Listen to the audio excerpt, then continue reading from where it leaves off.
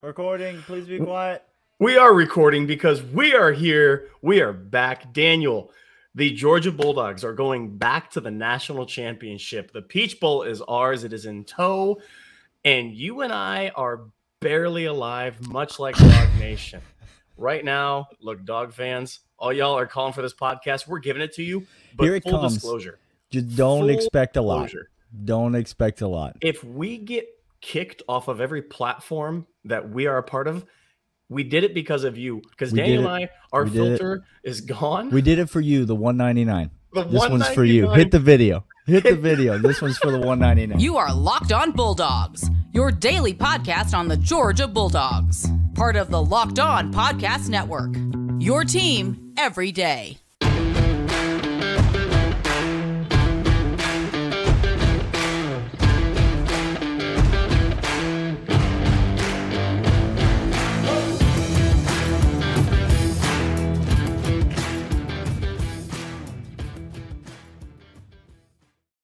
Well, hello there, and welcome to the Locked On Bulldogs podcast. LinkedIn, thanks for being here.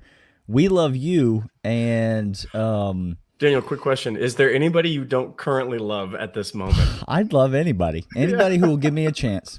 Anybody who will give me, and I think this podcast is going to reflect this because, Clint, I've been doing a lot of soul searching. We had a lot of thinking. We had some time to think. Some decisions that I made in my life. By the way, if you want to know segment ideas, it's us talking about Peach Bowl, us talking about Peach Bowl, us talking about Peach Bowl. I thought that was pretty clear from the jump.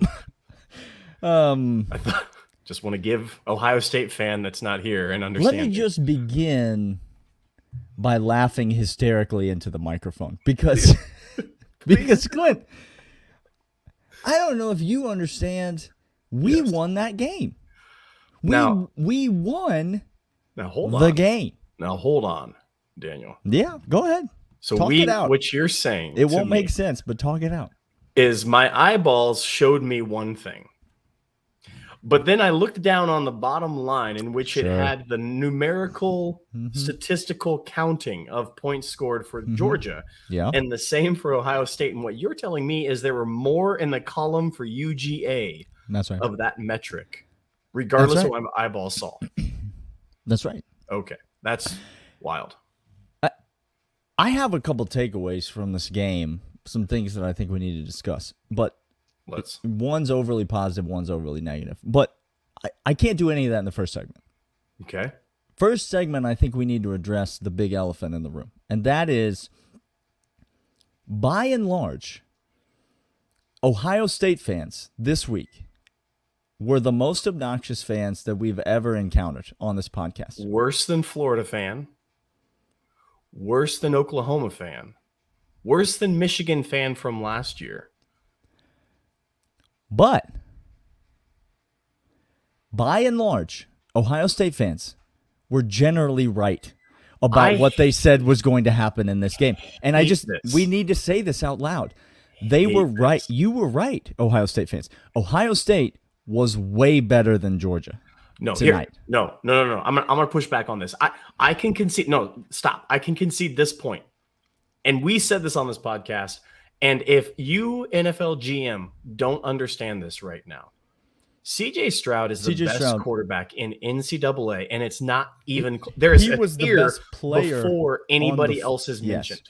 The best player on the field by a country mile. He was CJ outrageous. The best scheme on the field by a country mile was Ryan Day's scheme. The offense scheme. That's absolutely correct. Torched us. They got us in man when they wanted to get us in man. They got us in zone when they wanted to get us in zone, and they had their way with our And seemingly coming out of halftime, Ohio State made the better adjustments. Had better adjustments, Daniel. Ohio State should have won this game. Yes. Ohio State fans, you were right that you were right there on the level with Georgia, that you should not have been a 7-point underdog in this game. That all of those things were true. And so I got no shade for Ohio State fans. That's a soul-crushing loss that you just experienced. That's the type of loss that if you don't come back from in a hurry, you'll never come back. We'll bury your program. Take it from Georgia fans. I was just going to say, because we know about soul-crushing losses. Next year, winning and thumping people, just thumping people. You're going to die a decade-long death. Yeah, we know all about soul-crushing losses. But let me get to my point here, because Georgia fans now need to hear this. I needed to give that to Ohio State fans. Okay. So if you're here, which you're not.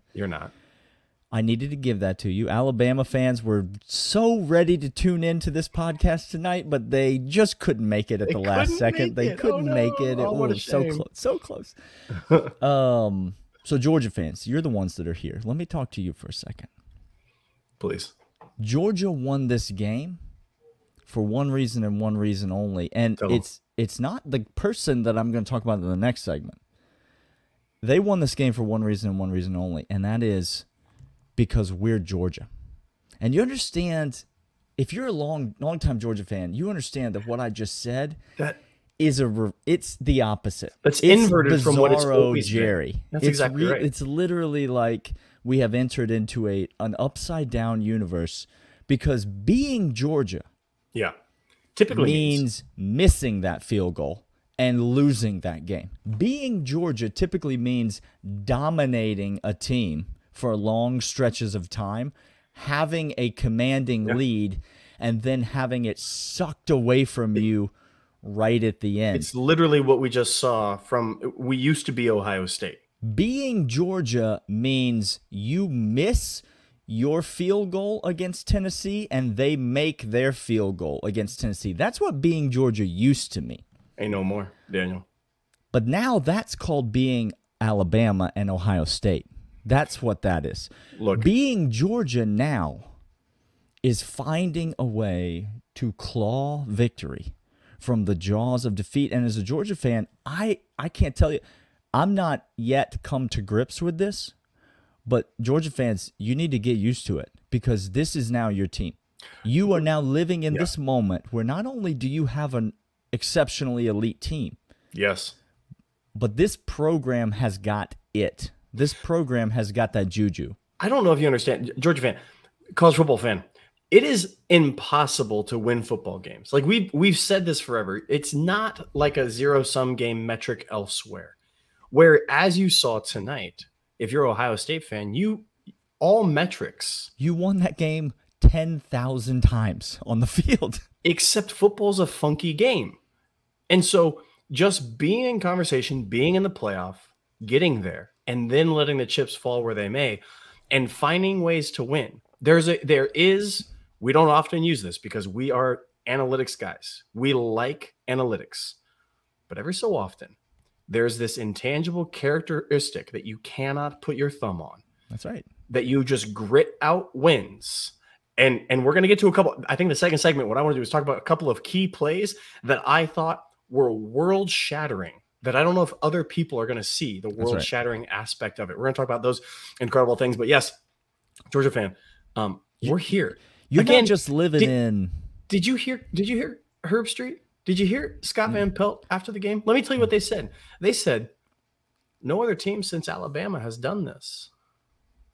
College football, I think it's time to realize that Georgia's the new standard. Yeah, and Georgia's just getting started, which is a popular insult, apparently, among Alabama fans, that the dynasty that we're entering into is just at its origin and has years to come in front of it. You keep buying that butter at the store. I'll keep hand cranking this thing. I like it. Okay, you're an idiot. Fun. It's a fun time to be a Georgia fan. That game, to me, was a lot of bad Georgia karma. Yeah. That just got flipped and replaced with a lot of different feelings. In a lot of feelings. senses, like the opposite of our cathartic dumping. This is like what is that? A cathartic taking on. Interesting. We're gonna stop there. Gonna workshop that. No, we're not. Hey, $1.99. Send us some ideas about what that might be. No, we're not.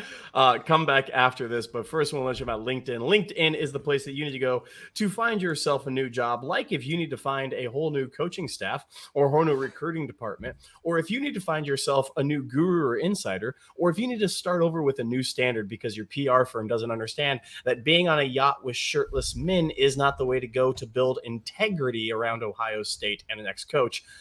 All of those can be solved over at LinkedIn. LinkedIn has the most networks and the most connections, over 800 million people connected. Find the right job or the right role and position to be on your team for your job, the right person. Get all the applicants that you need for free right now at linkedin.com/college, linkedin.com/college. And again, we typically get on this overreaction pods, and it's a lot of beating our chests, and it's a lot of dunking on people and talking about what fools everybody was. This show's got a bit of a different vibe. Number one, because Georgia got outplayed in that game. And number two, because your boys are still in legitimate shock. It's been maybe 25 minutes since the game ended, and we are still in actual shock. No, we didn't text it. Normally during the game, it is a text flying every 30 seconds. It went dark and quiet in a hurry. Clint got tired of my text because they were coming in. Daniel was coming for this area of the throat. Clint was trying to be Johnny Optimist over there, and I was not having it. And then his spirit finally got broken, and the whole text thread just went dark. I got cracked. Let's talk about some key moments in this game, and then I want to talk about Stetson Bennett the fourth before we get out of here. Let me start with Stetson Bennett the fourth. I'm going to start with the most impressive play that Stetson had. It's not the touchdown to A.D. Mitchell, very impressive. It's not the touchdown to Arian Smith, very impressive. Those two throws, great. I mean, yes, one guy fell down. Smith put that guy in the blender, Clint. He put that guy in the. It's just I kept trying to say it to my family. It didn't matter that he fell down. He was cooked. He was 10 yards past him when he fell. The falling down was just the cherry on top. Absolutely. He cooked him on that. Anyway, go ahead. 2 minutes left in the fourth. Yeah. Stetson Bennett drops back. Yeah. Defenders, JT and the other cat for Ohio State, coming around, bending around the back. Stetson arm goes up, and I swear JT's hand goes swatting. He's got for this that ball. He has the ball. A hologram happened. There were some Jedi mind tricks that turned his hand. Help me, Obi-Wan Kenobi, you're our only hope. And Stetson didn't wind up all the way. He kind of short-armed he sidearmed that ball. He sensed it. He sensed the pressure from behind. God, so just reliving this moment. He barely escapes a strip sack fumble for the game over. Yeah, that's game over. Inches. That's game over. But instead of that, he threads a dime. How did it get there? You tell me how it got there. I don't know. Some sort of look, I'm understanding quantum physics. There's this metaverse going on, Daniel. I just found out how much it takes you to get a light year away from the Earth. Turns out it's like Ant-Man and the Wasp were involved in this. I don't know what's going on. I don't know what was going on. Rope to Brock. That the window to hit was the size of my face, Daniel. That's right. The defender played perfectly. Perfectly. Yet another example of how Ohio State outplayed defender us. Coming from the other side. Perfectly. And yet that ball got home. Got home. That was the most impressive pass the entire night. I go way back to the Rosemy Jack Saint catch over the middle. That thing was that thing made me feel some feelings. I go way, way, way back to the Dominic Blaylock catch. Contested. Third down. 3rd and 8. Back shoulder. Yes, sir. Safety right there. Beautiful. Beautiful position. That's a huge third down conversion. Big time play in that game. Stetson made a ton of plays. But that fourth quarter, Clint, 10 of 12 for 190 and 2 touchdowns in the fourth quarter. It's almost like Tell me about how the defense carried him in this game, Georgia fans. It's almost like in the fourth quarter, Stetson, I don't know, performed so well as to become the most important player in the game. Well, Lord knows he didn't beat Alabama or win the national championship last year. The defense did. No, he did, Daniel. He did. No, he he couldn't have because he's only a former walk-on. Yeah. Junior college transfer. Stetson Bennett was that dude tonight. Now, CJ Stroud, best player on the field. We already covered that. We said that. Best quarterback going to the NFL draft next year. He didn't have the best throw of the night. He did not have the best throw of the night. He did not perform his best when his best was most needed tonight. Correct. And Stetson Bennett, the fourth, did. How about, lost the turnover battle. Ooh, yes. Got outplayed in every facet of the game. Gave up 1 billion yards. Could not make a tackle to save our life. It's not the third segment left. Daniel, we're going to get there, but I'm just trying to say all of that happened. And yet. And we won the game. It's incredible. We can't get to the third segment before we talk about A.D. Mitchell, though. Thank you. You glossed over it in the... How good is A.D. Mitchell, Clint? Daniel said it, and I laughed at him. Mm-hmm. Okay? So cue Talk to me about a player comp. Cue the apology music from my co-host. Have we ever had a formal apology music from one of us to the other one of us? We have not. We about to feed the ducks here? We're about to feed the ducks. Let's feed the ducks. Daniel, I'm sorry. You comped A.D. Mitchell to a Alabama Heisman winning wide receiver, and I laughed at you and said, you're stupid. You're exactly right, Daniel. He's that dude.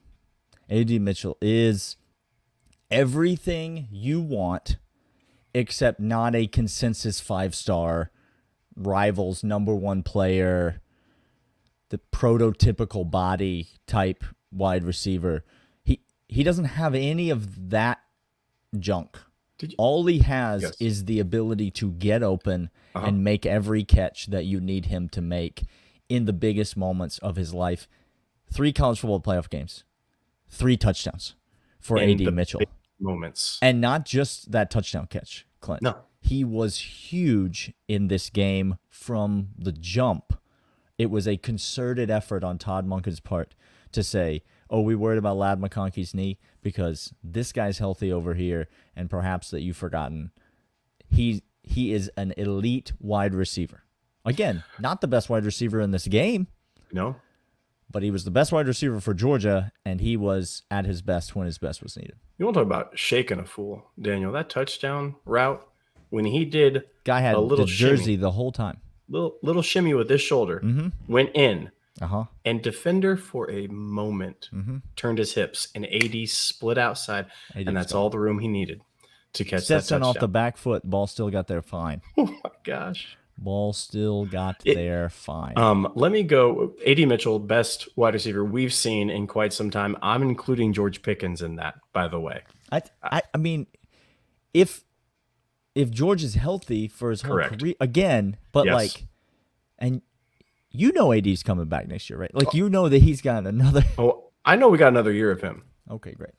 I'm going to talk that. I don't know what happened to him. I saw him in street clothes after the game. And I need an update ASAP.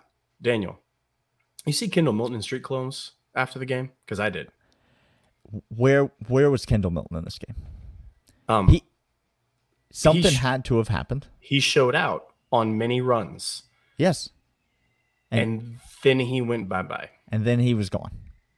And he's better than Daijun Edwards. No fight. By a lot. By a lot. I've already come around on this. I said that he was going to be one of the most important people, and he was 2 runs that were just dynamic. 2 more plays I want to talk about. The Ladd McConkey 2-point conversion. Oh, my. And the Brock Bowers first down. I know we only got a field goal out of it, so you could argue that first down's meaningless. I don't care. But the way Stetson set that play up and then got what he wanted, but then... just like all night, seemingly, Ohio State made a great play and outplayed Georgia on that play. And yet, Brock Bowers just twisted and contorted his body to a first down. There were 2 different times. That time and the targeting call, the non-targeting call, where they went to commercial. And I didn't even bother myself with entertaining the idea that those calls might go Georgia's way. No. I was done already. Like but then they came back from commercial and both those calls, again, Georgia, just think about programs in the past that you've felt like, boy, it always feels like something just goes their way at the exact right moment. That's exactly right. That's exactly what happened. That's being Georgia now. It used to mean something different. It doesn't mean something different. It don't mean that no more, y'all. No, it doesn't. It don't mean that. Yeah. We're going to come back after this, but first we'll let you know about BetOnline. BetOnline is your sportsbook experts. They're where you can get right now. I don't know if you've seen the spread. They double-digit. It's 16, Daniel? 16?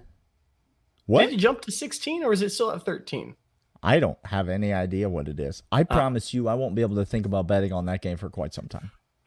Line has already opened up. I thought I saw it at 16. I got plenty of Georgia National Championship futures that I'm happy to just sit on. We cash in those, and we cashed them all at BetOnline, your sportsbook experts, the official sportsbook of Locked On Bulldogs, as well as Locked On Podcasting everywhere. Get over there right now. Put your money in. They're safe. They're reliable. They're great. They have all these unders. They have the lines. They have parlays. Baseball futures coming up. Get on the Braves. We're going to win over 100 games. Lock it down. Yep, you heard it here first. BetOnline, your sportsbook experts. This man is loose. This man out here on Saturday night feeling loose. We won a game Georgia, that you explain it to me. Loyal third segment listener, you're here now. The 199. The 199. By the way, T-shirts are coming on that. I'm just letting you know right now. T-shirts are coming. They straight coming, and Duke's getting one for free. Dukes is getting one for free. Dukes and Brandon Walker get one for free. Brandon, how'd your team do today, Brandon? Brandon, you listen to the pod. How'd your team do today? They do okay? The Michigan Wolverines do okay today? He's not fine. He's not a. I think he's a Michigan fan. No, he's a Mississippi State fan. Oh yeah, he's a Mississippi State fan. One of those Barstool guys is a Michigan fan. I can't remember. Yeah, they're Michigan men apparently. By the way, loyal third segment listener. You need to know about Michigan men right there. Ohio State fan. Am I right? Am I right? Daniel, they're not here. Oh, sorry. Daniel, I thought it was last Friday. They're not here. Right. Hey, really quick before we move on. Sure. Franks is the winner of like the Red Hot? of the college football pick'em.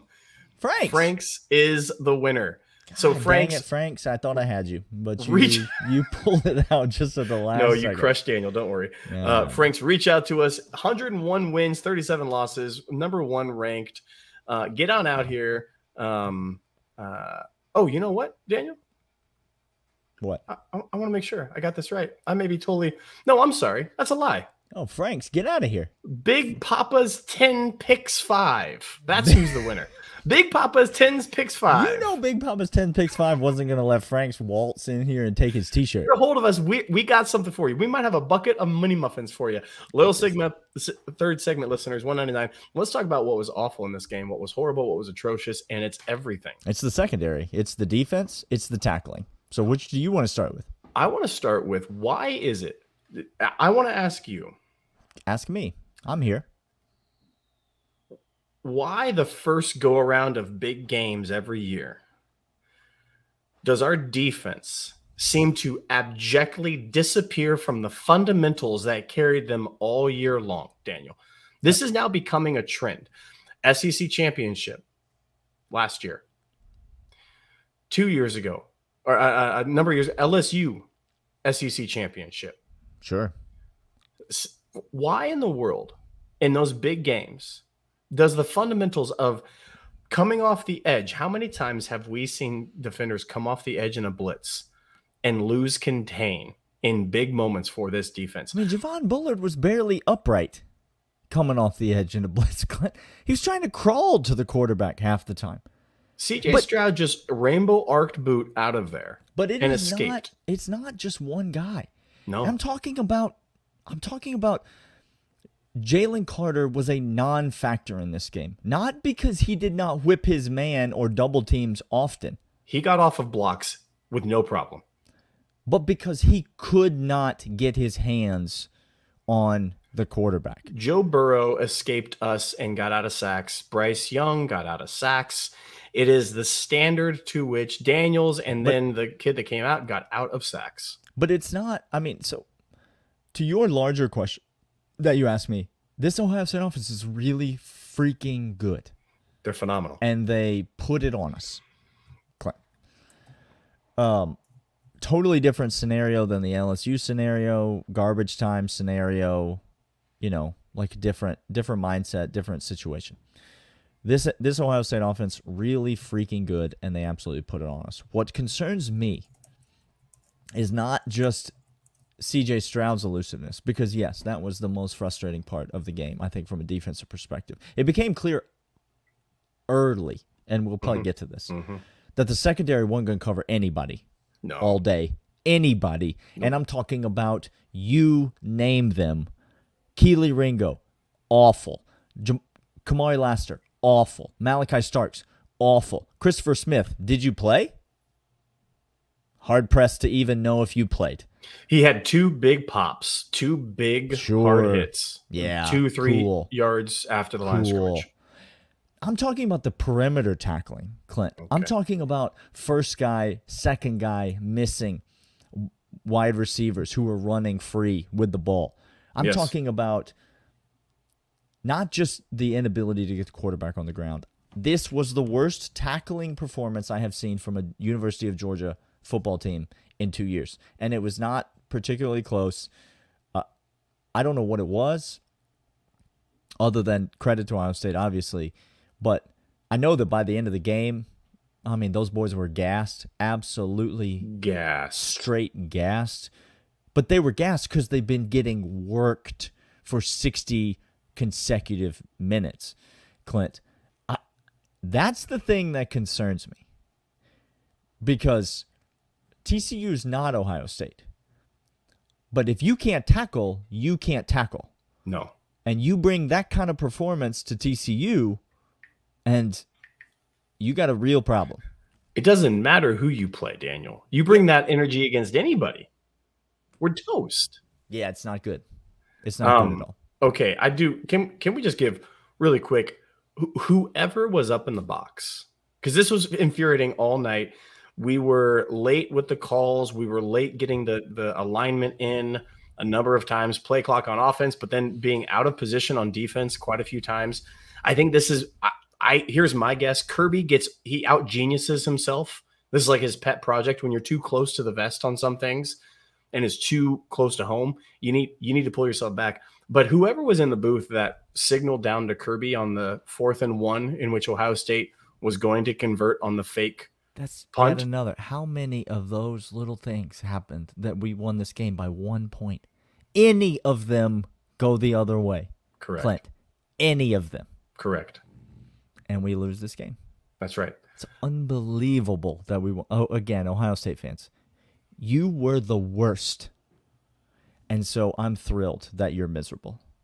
100% thrilled. But you were also right about many things that you said, and I acknowledge that was a kick to the groin, the likes of which almost no one should have to endure. The Dogs have a very good chance of repeating as national champions.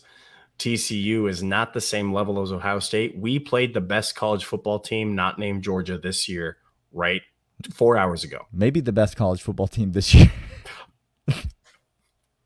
Look, this is a Locked On Bulldogs podcast. Look, we can't officially say. I don't know. I'm just trying to say we can't confirm or deny. We don't. Just is it a yacht? Is it not? We don't know. That's all we're trying to say. But, by the way, Zach, if you ever want to come on the pod, no, you go screw yourself. You can't, because you beat your wife. You're the worst kind of person I could ever imagine. Okay, so there's that. Also, we're going to the Natty. We are going to be in SoFi against TCU, against the Horned Frogs. We think we have a good matchup. We have great chance in that. If we got plenty of time to talk about that. I know. There's so much time. Daniel, I know. So here's what we're going to say. Dog fans, soak up this. Just welcome the hate.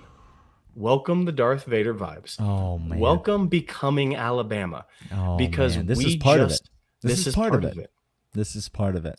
It's what comes with being the new standard. You got to embrace that everyone wanted you to lose this game. Literally. And they're real hurt that you didn't.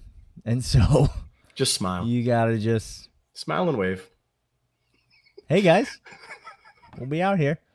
Us and 199 of our friends will be out here just hanging out.